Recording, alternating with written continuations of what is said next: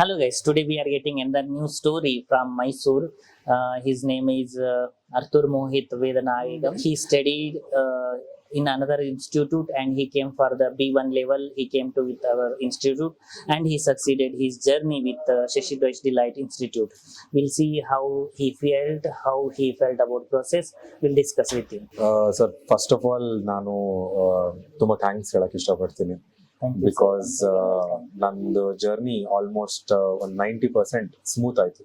ನಾನು ಇನ್ನೊಂದು ಆ ಇನ್ಸ್ಟಿಟ್ಯೂಟಿಂದ ಈ ಇನ್ಸ್ಟಿಟ್ಯೂಟ್ ಮೈಗ್ರೇಟ್ ಆಗಿದ್ದಕ್ಕೆ ನಂದು ಜರ್ನಿ 90% ಸ್ಮೂತ್ ಆಯ್ತು.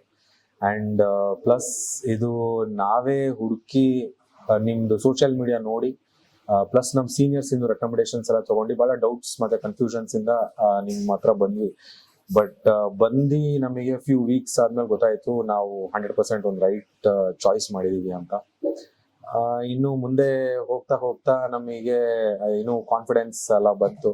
ಈ ಎಕ್ಸಾಮ್ಸ್ ನಾವು ಆರಾಮ್ಸೆ ಕ್ರಾಕ್ ಮಾಡ್ಬೋದು, ಅಷ್ಟೇನ್ ದೊಡ್ಡದಿಲ್ಲ. All we needed was guidance. ಅದು ನಿಮ್ಮಿಂದ ತುಂಬಾ ಸಿಕ್ತು ನಮಗೆ. Thank you. ಎಕ್ಸಾಮ್ ಪ್ರಿಪ್ರೇಷನ್ಸ್ ಒಂದು, ಲ್ಯಾಂಗ್ವೇಜ್ ಕಲಿಯೋದೇ ಒಂದು ಅಂತ ಒಂದು ಕಾನ್ಸೆಪ್ಟ್ ನಮಗೆ ಗೊತ್ತಾಯ್ತು.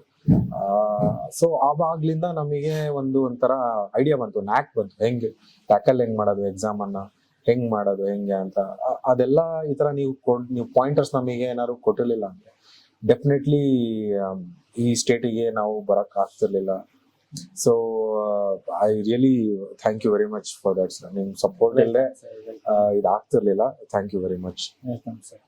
Congratulations once again. Today you are flying to Germany. Thank you sir. Happy journey for you.